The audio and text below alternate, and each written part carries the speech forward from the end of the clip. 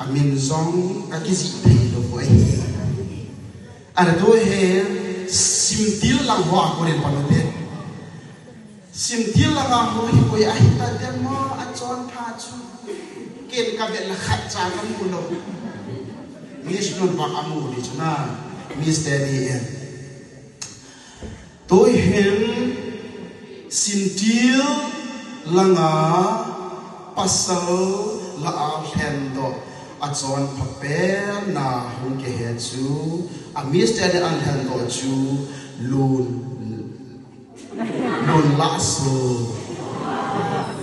lasso where is lun lasso oh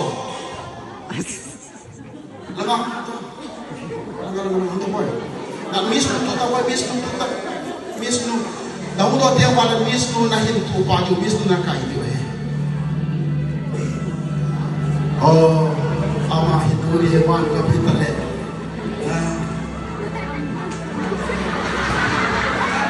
Bang kapitale itu lopi di kita.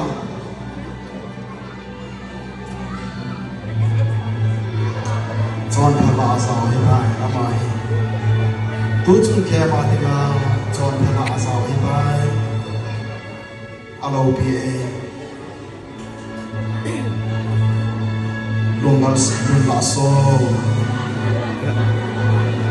achon phala na sa se pathian thangwan na pile tawai so ho hai la chang na hi se ka ke pa pile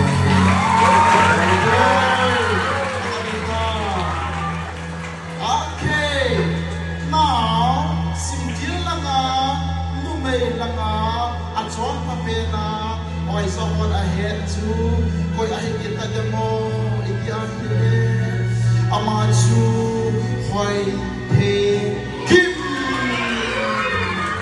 oh where is hoi ten kim come forward laga ham ta o acha hoi ten kim bis kim sila hin puita chong pa na lo ko pi de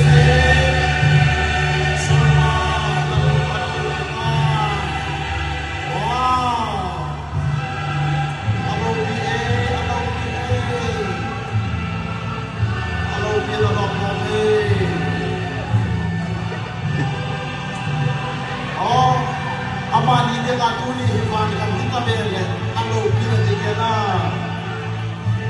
oke hoi phen ke nawai so lu hai na chan si e na chu ma ke pa pu kai se su re de bon sa ha be khol la be fi te ake la ka ni mo ahile tu ai hi koi ho e ko du ta mi ti le sapang loy asa sapang loy ho ma chu na than loy mai the na ai pe pe le ko tau te amasu pe na pasal la chu pasal la sapang loy amin chu lun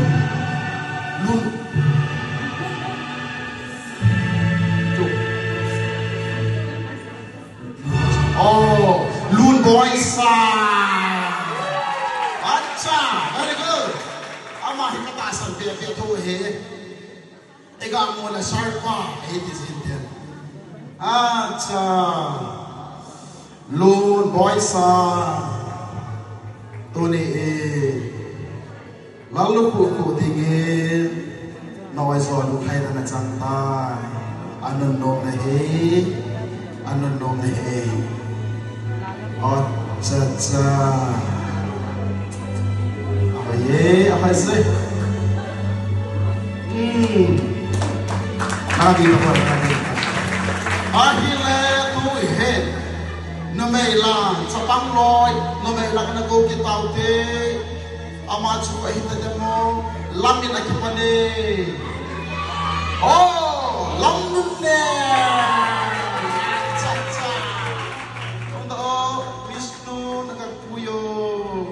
Amahi John Patlang lu dinga Miss Nunan Kuitai Sarpan John Patlang lu Kuitai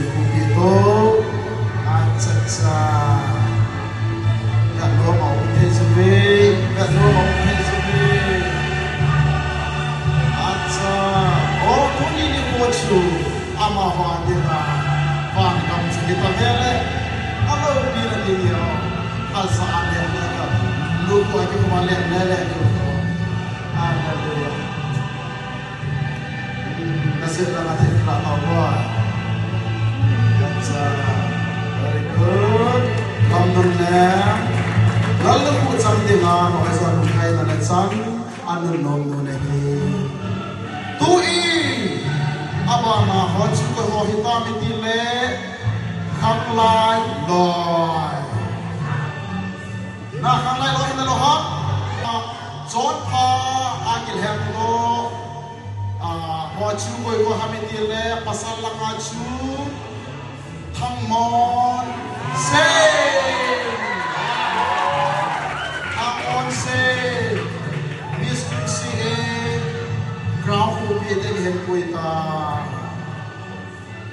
okay thamon se tuni ni ko kem ibon na ba na oi zaho lung hai na ground ko pwede nga na chan hi anun nom ne hi anun nom pa ne hi tuni hi achai na hello la hi if future ra ahung lung dim ni ko ai tho hi bo ve acha sa ta ba na de khan ke tua hi khang lai loi la a nu me lam me ke ta te ama hi ko e kita jam chana lam ni ki man ki nei lam ngai ne acha lam ngai ne miss no hit pui ke no acha ama ho hi anun no ma hi ve anun no ma hi ve oi zo ho lu khai na cham pe chu anun no ma hi ta le duna chon phang na lu ku ra san ba wa wan ka ma song na sa na ti ba ha ke bola ke bo de he acha lam ngai le gram the de na oi zo lu khai na na chan no me no chile doi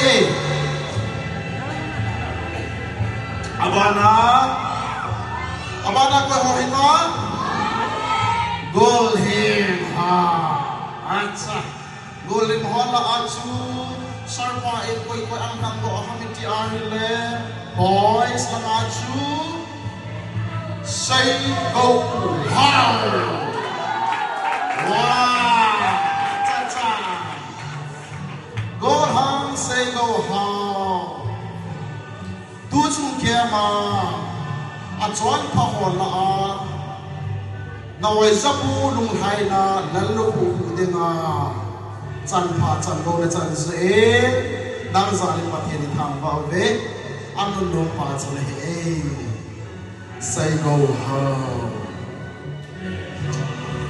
acha tu na he ban kham hitar le as ban ki ho e Jesus